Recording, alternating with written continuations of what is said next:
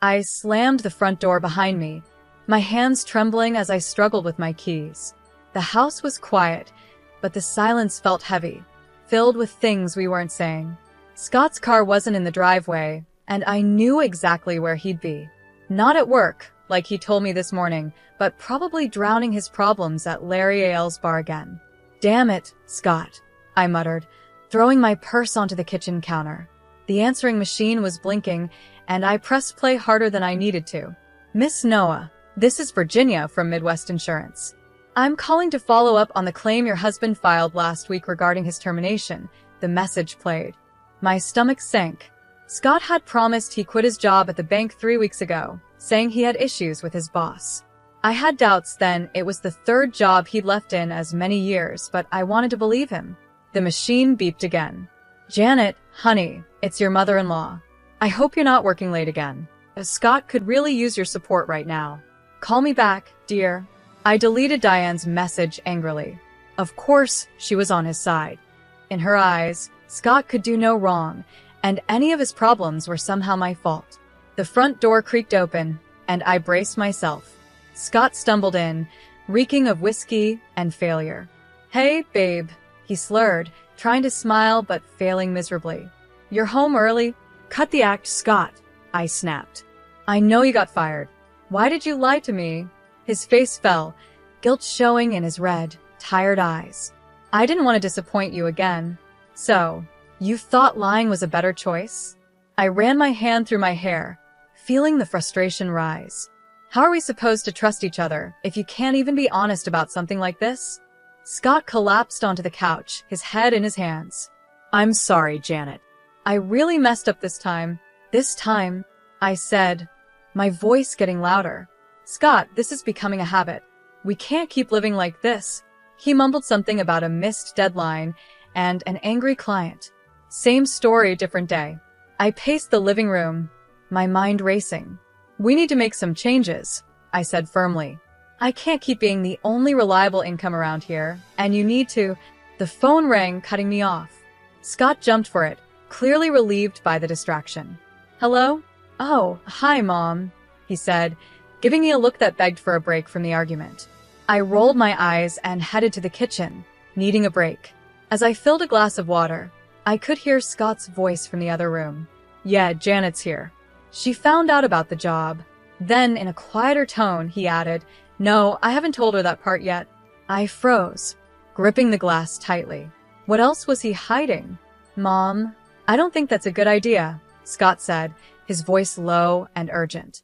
"Janet won't know. I know you're trying to help." But I stormed back into the living room. "Won't what, Scott? What genius plan has your mother come up with now?" Scott's eyes widened in panic. "It's nothing. It's nothing, Mom. I have to go." He hung up quickly, avoiding my eyes. "Scott," I said, my tone sharp.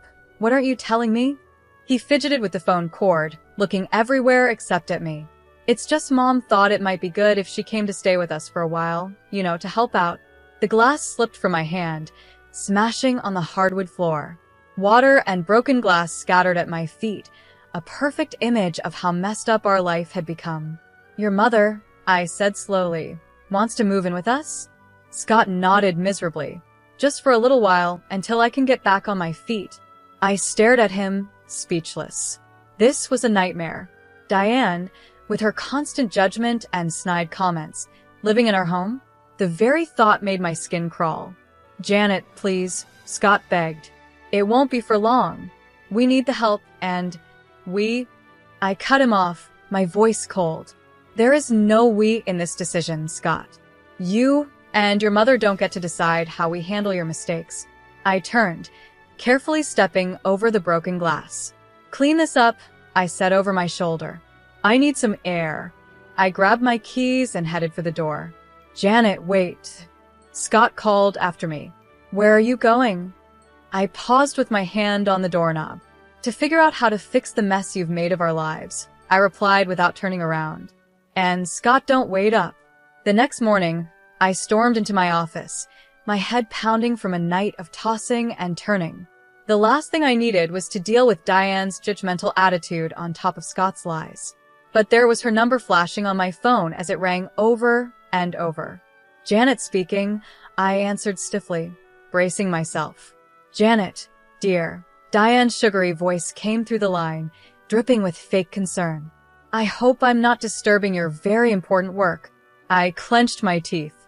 What can I do for you, Diane? I'm worried about Scott, she sighed dramatically. He's been so down lately. I can't help but wonder if your career focus might be affecting him, Diane said. My grip on the phone tightened. Excuse me? Well, you know how men are, Diane continued, completely unaware of the anger building inside me. They need support, attention. Scott's always been sensitive. Maybe if you were home more, Diane.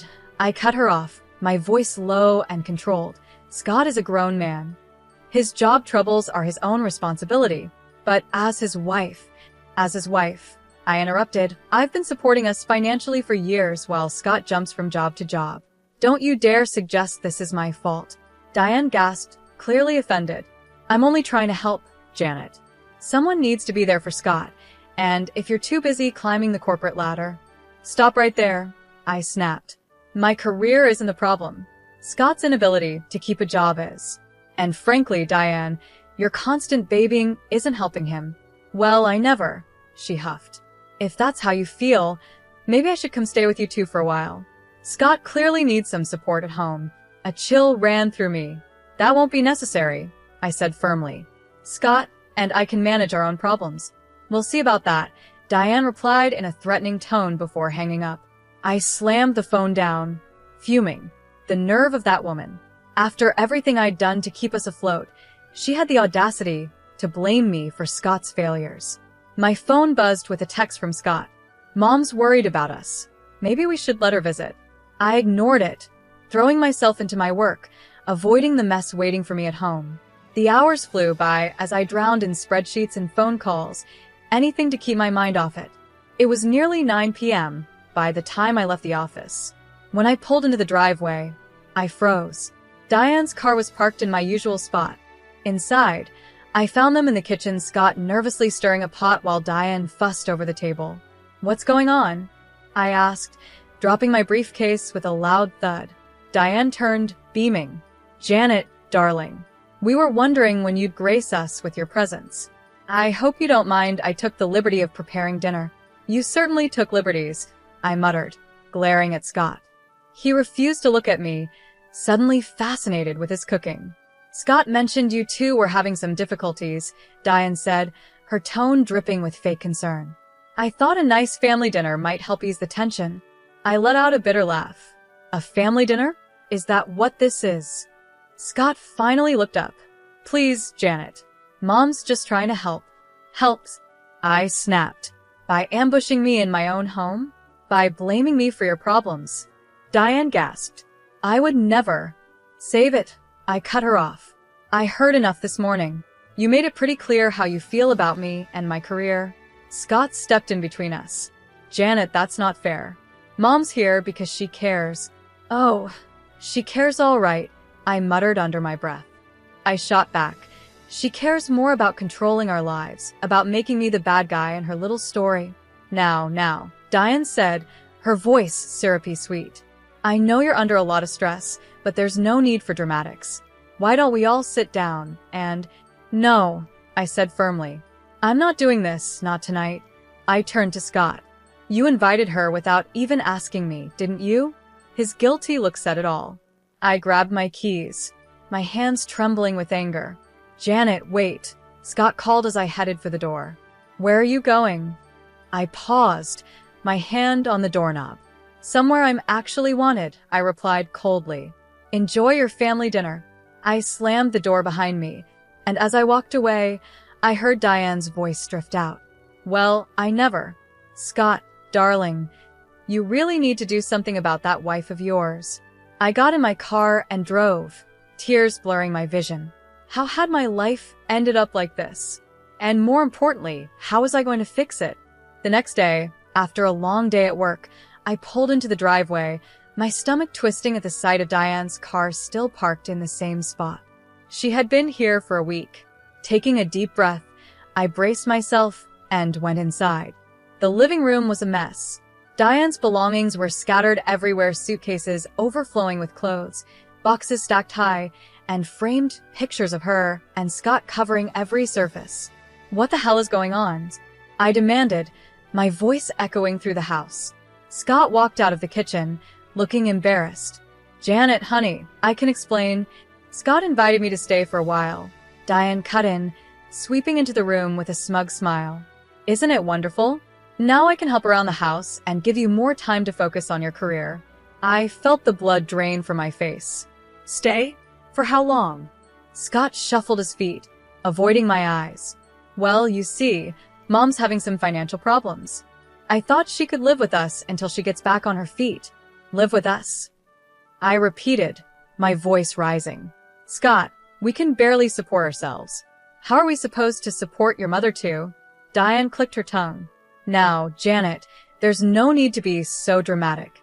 I'm sure if we tighten our belts, we can make it work. After all, family comes first." I spun around to face her. "This isn't your decision, Diane. This is our home, mine and Scott's." "Of course, dear," she said, patronizingly. "But Scott agrees it's for the best. Don't you, sweethearts?" Scott nodded weakly, and something inside me snapped. "How dare you?" I hissed, stepping closer to him. "How dare you make this decision without talking to me? This is my house too, Scott. My life." "Please, Janet," Scott begged. "Mom needs our help. We can't just turn our backs on her, like you turned your back on your responsibilities."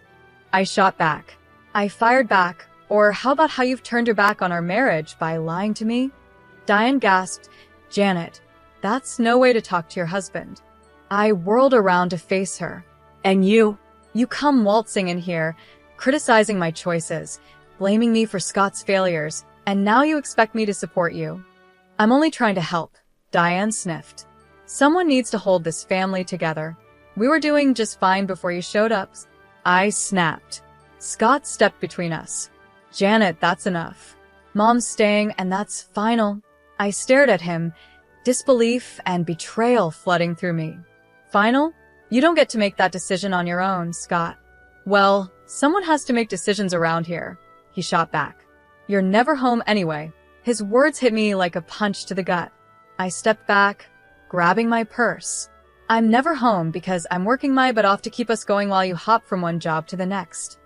"Janet, wait," Scott started, but I was already heading to the door. "No, Scott. I'm done waiting. I'm done being the bad guy in all of this." I paused at the door, turning back to both of them. "You want to play happy family with mommy, dearest? Fine. But don't expect me to stick around and watch." "Where are you going?" Scott called after me. "To a hotel," I replied coldly, since I'm apparently no longer welcome in my own home. As I got into my car, I heard Diane's voice drift out the open door. "Let her go, Scott. She'll come to her senses eventually. Now, why don't you help me unpack?" I sped out of the driveway, tears blurring my vision. How had it come to this? My husband choosing his mother over me, my home invaded, my life flipped upside down. As I drove aimlessly through the dark streets, a cold determination settled inside me. If Scott and Diane wanted to play dirty, fine. Two could play at that game. It was time to start planning my next move and my revenge. I had been staying at the Comfort Inn for a week, trying to clear my mind and figure out my plan. The constant buzzing of my phone, with Scott's desperate texts and Diane's passive-aggressive voicemails, only strengthened my resolve. I needed to face this head-on. As I pulled into the driveway, I noticed Scott's car was gone. Perfect. I could grab some clothes without a confrontation. But as I stepped inside the house, I heard Diane's sharp voice coming from the kitchen. "I don't care what it takes, Alex. You can't do this to me now." I froze, my hand still on the doorknob. Diane was clearly in the middle of a heated phone call, unaware of my presence. "Don't you dare bring up my mistake," she hissed. "You're the one who's been embezzling from the company for years." My eyes widened. What was going on? "Fine, file for divorce," Diane spat. "But don't think I won't take you for everything you're worth, Alex. I know all your secrets," Diane said before abruptly ending the call. I heard her muffled sobs. For a brief moment, I felt a twinge of sympathy, but it vanished as soon as I heard her voice again, this time leaving a voicemail. Scott, honey, it's Mom. Listen, I need you to talk to Janet about accessing some of your joint savings. It's just a small loan to get me through. I'm sure she'll understand we're family after all. A surge of anger shot through me. How dare she? I stormed into the kitchen, causing Diane to jump. Janet, she gasped, quickly wiping her eyes. I didn't hear you come in. Clearly, I said coldly. Too busy plotting to take our savings, were you? Diane's face went pale. You heard that? Every word, I said, my voice steady. Including your lovely conversation with Alex. Cheating on him and stealing money. Diane? My what would the neighbors say? You don't understand, Diane pleaded, her earlier confidence crumbling. Alex is trying to ruin me. I need help. I let out a bitter laugh. And your solution is to ruin us instead? To take our money while you've been living comfortably off stolen cash for years. It wasn't like that, Diane protested. Alex handled all the finances. I didn't know. Save it, I snapped. I'm not interested in your excuses. What I do want is for you to pack your things and get out of my house. Diane's eyes narrowed. You can't throw me out. Scott invited me to stay. Watch me, I growled, stepping closer. You've manipulated and lied to us since you got here. You blamed me for Scott's problems, took over our home, and now you're trying to steal from us. I'm done. I am Scott's mother. Diane shrieked. He'll never choose you over me. Just then, the front door slammed, and Scott's voice rang out. Mom? Janet? What's going on? Diane's expression instantly changed, tears welling up in her eyes as Scott entered the kitchen. Oh, Scott, she wailed. Janet's being so cruel. She wants to throw me out on the street. Scott looked back and forth between us, confusion written all over his face. Janet, what's going on? Don't you dare fall for her act, I warned him. Your mother's been lying to both of us. She's getting divorced because she cheated on Alex, and she's been embezzling money for years. Now she wants to dip into our savings to cover her tracks. Scott's jaw dropped. Mom, is this true? Diane's sobs grew louder. Scott, please, you don't understand. I had no choice. I turned to Scott, my voice firm. It's time to decide, Scott. Either she goes or I do. For good this time. The tension in the room was thick as Scott looked between his tearful mother and me, standing firm.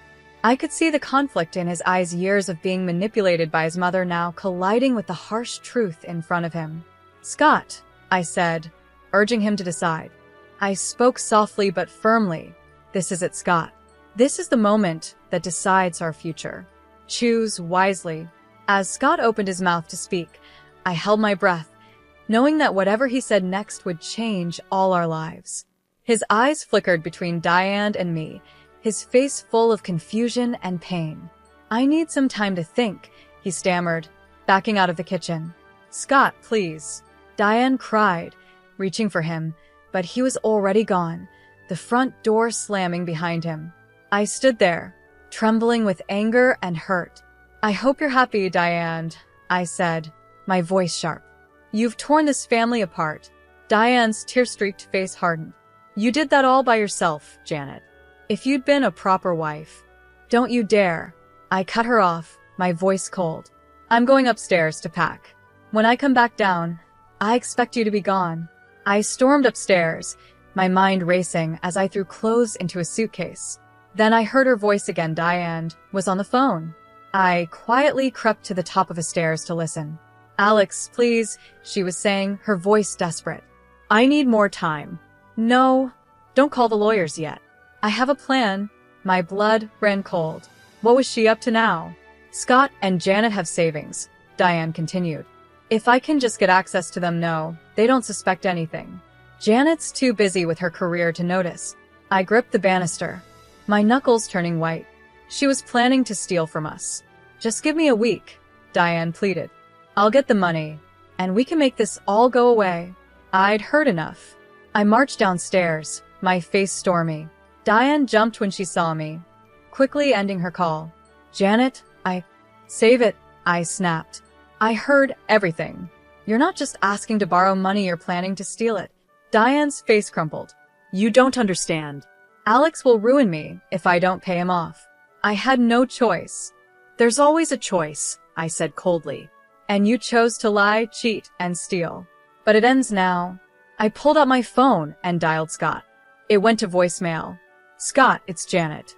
Your mother is planning to steal our savings to pay off Alex. Come home now. We need to talk. Diane lunged at me, trying to grab the phone. You can't do this, she shrieked. I dodged her, my voice rising. Watch me. It's over, Diane. Your lies, your manipulation. All of it. Just then, the front door opened. Scott walked in, his face pale. I heard everything, he said quietly. The voicemail came through while I was sitting in the car. Diane collapsed onto the couch, sobbing. Scott, sweetheart, please, you don't understand. I understand perfectly, Scott interrupted, his voice firm. You've been lying to us, using us, and now you were going to steal from us. I felt a glimmer of hope. Was Scott finally seeing the truth? But then he turned to me, his eyes cold. And you, Janet. You've been so wrapped up in your job that you didn't even notice what was happening in our own home. My jaw dropped. Are you serious right now? I've been the one supporting us while you can't keep a job. I've been dealing with your mother's constant criticism and manipulation. Scott shook his head. Maybe if you'd been around more, none of this would have happened. I stared at him, disbelief and fury churning inside me. In that moment, I saw my future, one where I would always be blamed, where I would never be enough, where I would sacrifice everything for a man who would always choose his mother over me. You know what? I said, my voice cold and calm. You're right, Scott. I haven't been around enough. So let me fix that right now. I grabbed my suitcase and headed for the door. Janet, wait. Where are you going? Scott called after me. I paused at the door, looking back at the two people who had betrayed me so deeply. I'm leaving, I said firmly. For good this time. You two deserve each other. As I walked out, I heard Diane's smug whisper to Scott. It's for the best, darling. Now, about that savings account. I got into my car, my hands shaking as I gripped the steering wheel. This wasn't just about leaving anymore. It was about protecting myself and everything I had worked for. It was time to call a lawyer and start divorce proceedings. If Scott and Diane wanted to play dirty, I'd show them just how strong I could be. 3 weeks later, I sat in my lawyer Nicole's office, going over the divorce papers for what felt like the 100th time.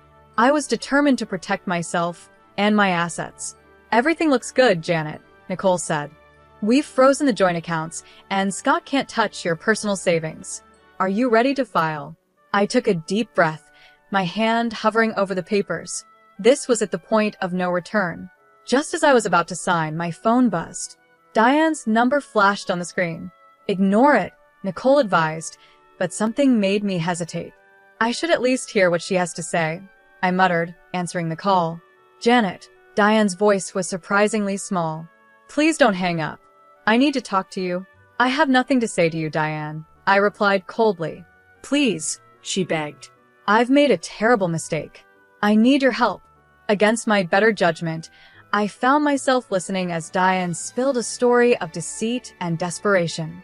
Her voice cracked as she admitted to her affair, to the lies she had told Scott about me, and to her plan to use our money to cover up her husband's embezzlement. I never meant for it to go this far, Diane sobbed. I thought if I could just buy some time, fix things with Alex, but it's all fallen apart. He's filing for divorce, threatening to expose everything. I have nowhere else to turn. I felt a mix of emotions, anger, pity, and a strange sense of vindication. Why are you telling me this now, Diane? Because I realize now how wrong I was, she whispered. About everything about you. I need your help, Janet. Not just for me, but for Scott too. My heart clenched at the mention of Scott's name. What about Scott? Her voice trembled. He's a mess, Janet. He finally sees the truth, but he doesn't know how to fix things. He misses you terribly. I closed my eyes, fighting back tears. It's too late for that, Diane. I'm at my lawyer's office right now, about to file for divorce. No, Diane cried. Please, Janet, give us a chance to make this right. I'll tell Scott everything, I swear. Just come home. Let's talk face to face. I looked at the divorce papers in front of me, then at Nicole, my lawyer, who was watching me with concern. I need to think about this, I said finally. Of course, Diane replied, a hint of hope in her voice. Take all the time you need. We'll be here. I ended the call, my mind spinning. Nicole leaned forward, her brow furrowed. Janet, whatever she said, remember why you're here. Don't let her manipulate you again. I nodded absently, but my resolve was weakening. What if Diane was telling the truth? What if this was my chance to finally get the whole story, to confront both her and Scott with all the facts? I need to go, I said suddenly, standing up. I'm sorry, Nicole. I need to see this through. Nicole sighed but nodded. Be careful, Janet. And call me if you need anything. As I drove back to the house, was it still home? My emotions swirled. Part of me screamed that this was a trap, that Diane and Scott would never change. But another part, a small part, one thought I had silenced, whispered of hope and second chances. I pulled into the driveway, my heart pounding. The house looked the same, but everything felt different. As I approached the front door, I saw Scott through the window, pacing anxiously. Our eyes met, and I saw a flicker of relief on his face. My hand trembled as I reached for the doorknob. This was at the moment of truth. Whatever happened next would change everything. I took a deep breath and opened the door, stepping into the unknown. I stepped into the house, and the air felt heavy with tension. Scott stood in the living room, his face a mix of relief and worry. Diane sat on the couch, nervously twisting her hands in her lap. Janet, Scott said, stepping toward me. I'm so glad you came. I raised my hand to stop him. I'm here to listen, nothing more. Diane, you said you had something to tell us both. So talk. Diane nodded, her eyes filling with tears. I've been lying to both of you about everything. For the next 30 minutes, Diane laid out her secrets, her affair with a family friend, Alex's embezzlement from his company, their upcoming divorce, and her desperate plan to use our money to cover everything up. With each revelation, Scott's face grew paler, his hands clenching into fists. How could you, Mom? He whispered, his voice trembling. How could you lie to us like this? Diane sobbed and reached for Scott, but he pulled back. I'm so sorry, sweetheart. I never meant for it to go this far. I thought I could fix everything before you found out. I stood there, feeling a storm of emotions, anger at Diane's lies, pity for her desperation, and the growing realization that Scott had been just as much a victim of her manipulation as I had been. Scott, I said softly, turning to him, did you know any of this? He shook his head, looking shaken. No, Janet, I had no idea. I thought Mom just needed our help. I never imagined. That's why I called you, Diane interrupted, her voice desperate. I see now how wrong I was about everything. I need your help, both of you, please. I let out a bitter laugh. Help? After everything you've done? You tried to steal from us, Diane. You almost ruined our marriage. I know, she wailed. And I'll spend the rest of my life making it up to you both. But right now, I need your help to fix this mess with Alex. If we don't act fast, he'll expose everything, and we'll all go down. Scott turned to me, his eyes full of desperation. Janet, what should we do? I felt the weight of the moment. This was the decision that would shape the future of not just my marriage, but our whole family. No, I said firmly, surprising even myself with how strong my voice sounded. We're not doing this, Diane. Not anymore. But Diane started, but I cut her off. No more lies. No more schemes. You made this mess, and you're going to face the consequences, just like the rest of us. I turned to Scott, my heart pounding, waiting for his response. I love you, Scott, but I can't keep living like this. We can't keep letting your mother behave this way, I said, my voice steady but sad. Scott nodded slowly, understanding finally sinking in. You're right. Mom, I'm sorry, but Janet's right. We can't help you cover this up. Diane's face crumpled. But what am I supposed to do? Where will I go? That's not our problem anymore, I said, feeling a huge weight lift off my shoulders. I turned to Scott. We need to talk alone. We left Diane sobbing on the couch and moved to the kitchen. The air between us was thick with unspoken feelings and hurt. Janet, Scott started, his voice full of emotion. I've been such a fool. Can you ever forgive me? I looked at him, really looked at him, for the first time in months. I saw the man I had once fallen in love with, but I also saw the son who had let his mother come between us. I don't know, Scott, I said honestly. I love you, but I don't know if love is enough anymore. We have a lot to work through. Scott nodded, tears in his eyes. I understand. Whatever it takes, Janet. I want to make this right. As we stood there in our kitchen, with the sound of Diane's sobs in the background, I realized this was just the beginning. We had a long and difficult journey ahead, facing the consequences of Diane's actions, rebuilding trust, and figuring out if our marriage could survive this test. But for the first time in months, I felt a glimmer of hope. Whatever came next, I knew I had the strength to face it head-on.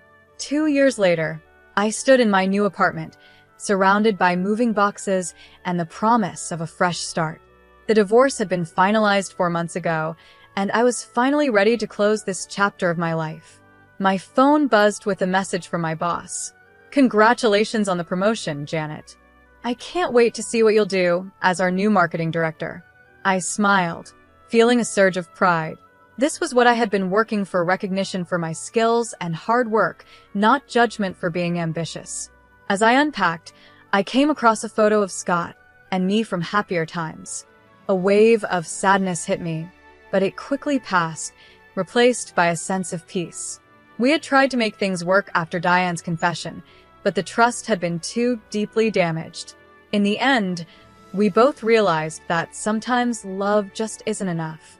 The doorbell rang, pulling me from my thoughts. When I opened the door, I was surprised to see Diane standing there. She looked older and more worn down than I remembered. Janet, she said softly, I hope I'm not bothering you.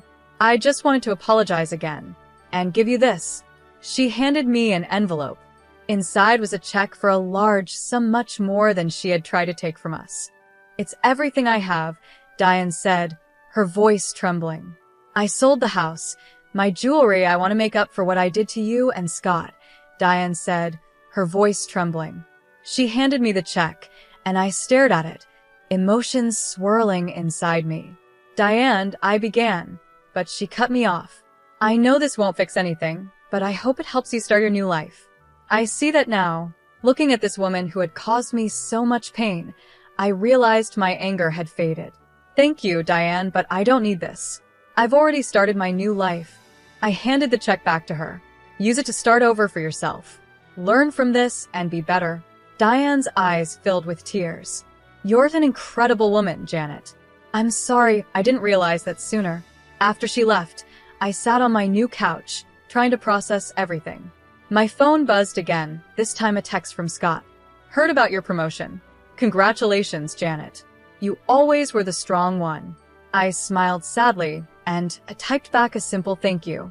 As I hit send, it hit me: this was truly the end of an era.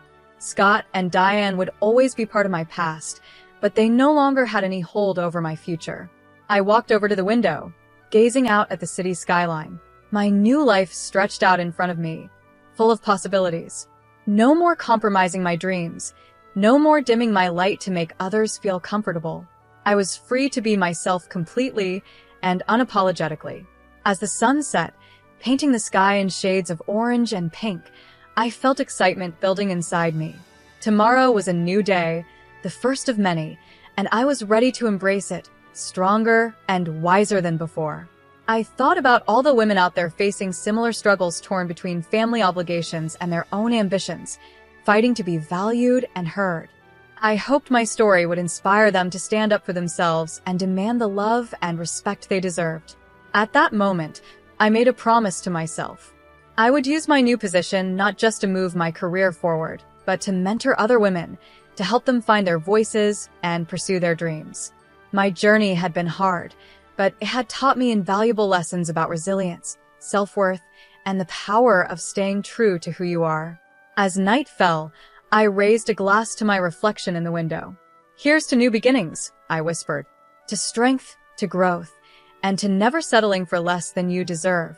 The future was bright, and for the first time in years, I felt truly, genuinely happy.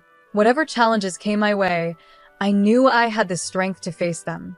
After all, I was Janet, resilient, ambitious, and finally, gloriously free.